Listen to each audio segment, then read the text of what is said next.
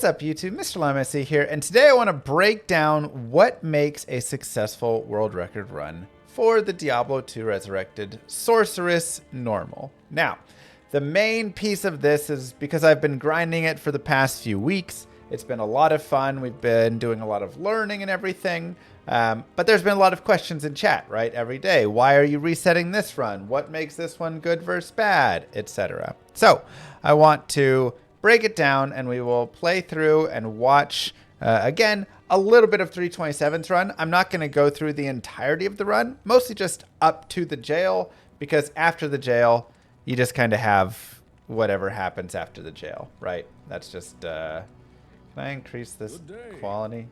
You just kind of have what you get. So the first thing that you want is a top left or top right exit. Not 100% required, but again, it's going to give you a better, we have knowledge of what the maps are from there, so we know what happens in the Cold Plains and the Stony Field and the Black Marsh and all of that. It gives more sense of where you know where you're going, if that makes sense. So for instance, with this run right here, his Cold Plains is going to be up to the top right, and then his Stony Field will either be 50% chance to the top right or 50% chance to the top left. There is no bottom right exit off of the Cold Plains using this exact Blood Moor. So that's knowledge right there that we don't have to worry about checking 1/3 of the directions in the Cold Plains, which is fabulous, right? That gives a ton of information. Additionally, with this map, there's a good sense of shrines right here. There's a lot of shrines that kind of pack up right in this right side over here. So what do we need for this run? The first thing that we need is one of those exits. The second thing we need is some gold. And this right here, we actually see with this scepter. Additionally, with that ring, you get some gold. And you need enough gold for potions. And if you get extra money, then you can use that extra money for a charge bolt staff. So again, he has a chipped amethyst, which is 250 gold. He has a ring, which is, somewhere probably around like 900 gold, 1,000 gold. And then he has the scepter, which anything, wand, scepters, orbs, staves, anything that rolls with plus to skills. If you get some good skills, then you can get a lot of money from those. So those are some big ways to pick up early gold. So the first thing you need is that. If you don't get money for potions, it's just going to be a nightmare. Again, this is even more right here. Chipped skull is worth 500 gold. Amulet's worth gold. Everything. There's also strangling gas potions, which is the second thing that you need on this run. You need either strangling gas potions or a skill shrine at level 6. Otherwise, you will just get stuck at level 6. The third thing that you need is an experience or skill shrine. This one is not exactly 100% necessary, but it definitely helps a ton. The reason either one of them are acceptable is because you're going to have... became a member. Thank you, Alex. You're going to have the benefit of getting either faster kills with the skill shrine or more experience for your kill with the experience shrine, and a lot of times they end up being pretty balanced. The fourth thing that you want, if you have the money again, is a plus to charge bolt staff. A charge bolt staff with 1 to charge bolt costs 1,210 gold if it has nothing else on it. If it has other things, then it can start to cost more. If it's magic, because it's got whatever, it can cost like 2,000, 2,300. But just plus 1 to charge bolt is 1,210. If it's plus 2 to charge bolt, it's like 3,200 or something like that. And plus 3 to charge bolt is like 5 to 6 grand. So that is assuming, again, that it's just a white staff with just that on there. Again, this part is not 100% necessary, but again, for the world record run, the more of these pieces you can get, the better. So extra charge bolt on the staff is essentially kind of like a skill shrine, right? And then right here, you can see that he gets the experience shrine to start, which early on is really beneficial and very solid to have. Now, the strangling gas potions, going back to that really fast, are just super deadly and super valuable. And so this is going to be just something that's really beneficial to have at 6 to level you up to 8. Because at level 6, you don't have enough damage to get to 8 without strangling gas or a skill shrine or whatever it is, unless you just take a long time and it's not worth it. Now, the fourth thing that can be really, really helpful is good monsters to level you up. And this is actually perfect right here. 327 gets kind of the nuts for this early start, which is getting nothing on that staff. Getting plus to charge bolt with the experience shrine and then running into a boss group right there. And that is a really good boss group. It's got good experience and it's not too tanky. So that is beautiful. And he's able to get tons of levels really early by just getting that quick start right there. So now he goes to the Stony Field. And with the Stony Field, the next piece that you really want is a decent Rakinishu. This is either a Rakinishu that doesn't charge too much at you, or a Rakinishu that does charge down, but then kind of gets down below you and isn't hitting you for a ton of damage. So here you can see he's kind of just going up above, and it's a little scary. I would say this isn't the perfect Rakinishu right here. He does have really good skill and stuff, and then he's able to get this skill shrine anyways, which is nice. Remember I said you want strangling gas potions or a skill shrine at this level. So he's able to get that. And he probably would have kept the experience shrine, but there was not really much purpose to keep it because it was about to wear out. So the skill shrine now will allow him to continue forward, but that's going to be the next piece. Following that, getting yourself a nice setup in your maps is going to be really beneficial. With bad maps in the underground, you can spend like 2 minutes down here. With good maps, you can fly through in like 15 seconds or less. So getting really good maps right here can be super beneficial and just really improve your time. And you can see he gets a pretty decent map, I believe. It cuts over and then goes up there. He also gets, again, like I was saying before, good bosses is really nice, and champion fallens are good bosses. So he's able to pick up more experience right here and hit his level 8 very quickly thanks to that, which is just super helpful. So here is his exit. He checks down for a shrine really fast. I don't know why he goes that deep. He didn't need to go all the way down there. But gets out, and then from here, Black Marsh, he's going to do some more leveling. I believe he does pick up a decent amount of levels here if he wants. This I disagree with, but it is something you can do, especially with the Strangling Gas Potions. If you have a lot of Strangling Gas Potions, you can throw them out and kind of be pretty liberal with them. And that's a nice way to pick up a lot of levels.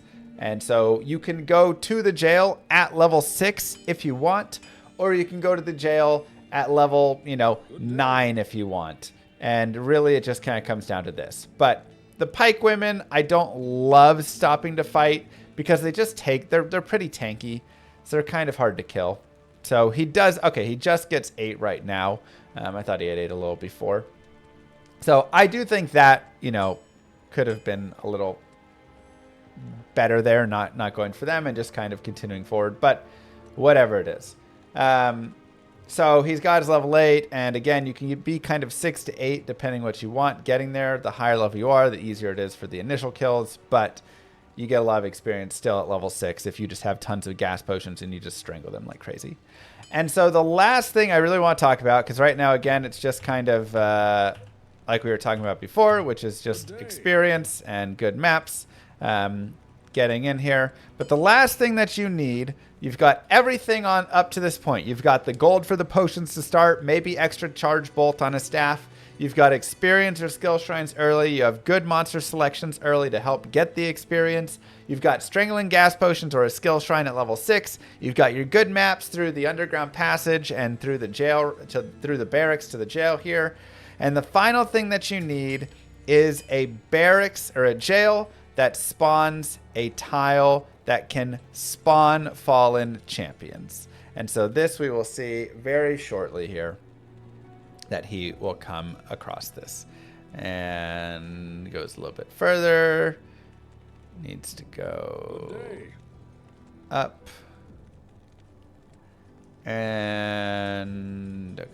So this is a slightly longer map right here. But here you can see this is the first tile. So there are two pieces. There are two tiles. The first tile looks just like this. It's going to be this rectangle. I'll let it play out. Going to be this rectangle right here. The second one is going to be a little more pointed. I showed it before. Let me go and see where.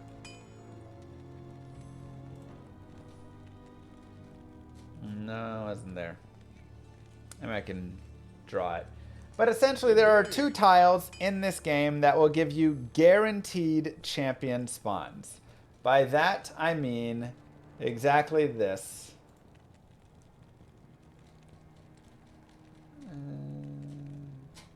I don't know where I put that. Yeah, I'll draw it on paint. By that, I mean exactly this. Every single time that you reset this map, and he's going to go check for the shrines because he has a shrine at the Cold Plains. Every single time that you reset this map, it will spawn the exact same thing, assuming you are coming from the same direction. So we can literally draw it right here, and then you have a waypoint nearby.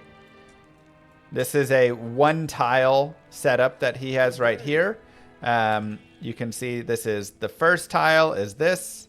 The second tile is right here. So literally it is right next door on the tile. Sometimes this may be, you know, like right down here. And so it's a two tile. So that's a little bit slower. So one tile is going to be your optimal.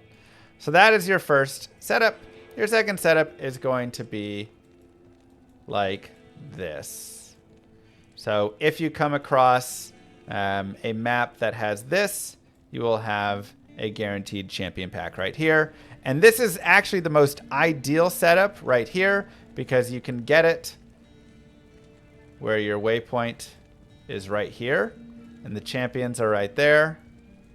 And this is like the shortest walk possible. So this is actually the fastest tile right here, and setup is if you get the perfect set right there. But like I say, these will always spawn champions no matter what, and it will just be based on the direction you approach from. So if you approach from this way, there's like a line somewhere through this, right?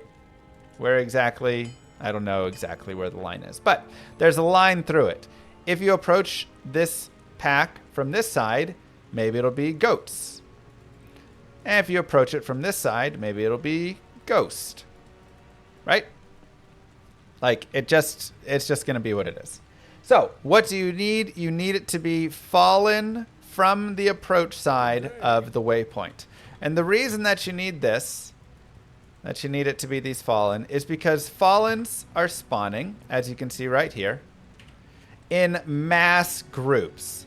Now, normally for champions, they're just spawning the individual champions. However, with fallen, with the flare shamans, with beetles, there's like 7 or 8 groups in this game that spawn with additional individual guys around them. And you can spawn a few of these guys or, you know, just a couple, right? So sometimes you'll get, you know, a spawn that just has like 2 fallen champions with 2 guys for each of them or whatever. Or sometimes you'll get mass groups like this where you have 3 to 4 fallen champions, then like 6 guys with each of them, 5 guys with each of them, and it's just a giant cluster of 20 plus men. Now, what is beautiful about this and bugged about this is each one of these, the fallen champions give 300% experience, but each one of these additional spawns that come with it don't just give 300% experience. They actually give 500% experience, which is what a minion to a unique boss normally gives. So, because of this, you are now fighting, basically like, I mean, if you look in here, this is like fighting 3 boss packs right here combined. And this is why the Fallen are so important to this run and why this run cannot exist without the Fallen spawns. Because if you try and fight this without the Fallen spawns, or you're just not getting all the experience that you're massively getting by coming in right now. And yes, it is 2 different spawns depending on which side of the line you are on. So even when you get a small, smaller pack like this with not as much density, it's still worth so much because, again, those are basically just bosses each time. So that is why it is so important, right? That's why it just is so valuable, because you're treating these as multiple boss packs, which again are worth 500% experience per monster, stacked right next to each other with very little HP. So you're able to come in, burst them down extremely quickly. But this is also why the run for the world record needs pieces on the way to get there, because you can't just rush to there at level 1 and show up and be able to do anything. You need that 6 so you can have the strangling gas potions and spam those down because they're actually able to kill, or so you can have Frost Nova with a skill shrine so you can kill there, or you want to maybe get your level 8 somewhere on the way so then it's a little faster to kill whatever it is. But that is the current way of getting the world record, getting on world record pace, and why a run can still be good even without getting the Fallens, because you could say, okay, I have to reset since I don't have Fallens, but I had good gold. I found +2 to charge bolt. There was a nice experience shrine or skill shrine on the way. There was good boss monsters. There was, I got my strangling gas potions early and I had good quantity on them. I had really good maps in the underground and in the barracks and the jail. Like, all of those pieces are still really valuable and important. And the last thing I will say is, while it's not the best for the world record run exactly, you can still, if you have such an amazing run early on, you can actually take it to the jail level 3 and then potentially get a Fallen pack, champion pack setup tile right next to that from, the jail level 3 exit. So you would go inner cloister, go down, and then head over to the pack. Again, it's not as fast as your optimal jail level 1 because it's taking longer to get there, and you have to go from that inner cloister down and then over. So it's a little bit slower, but you can actually get some still really good runs that way, and that's the way that you can continue it forward. So anyways, I hope that is helpful and explains a lot about how the world record run gets made. The pieces after that, honestly, are just luck and RNG, which obviously there's luck before there. But after that, it's just like play as well as you can. Save your light mana potions early so you can have some to teleport, through like the rest of Act 1, because minor mana potions are terrible. And then just like pray you get a first ray arcane, pray you get good maps everywhere, and it's a lot of skill and a lot of luck on how good your maps are for the most part. And then some, what's your like density spawn and the chaos and stuff. Anyways, hopefully that explains the early piece of the world record run. Don't forget to like and subscribe, YouTube. I'll see you guys in my grinds. Peace.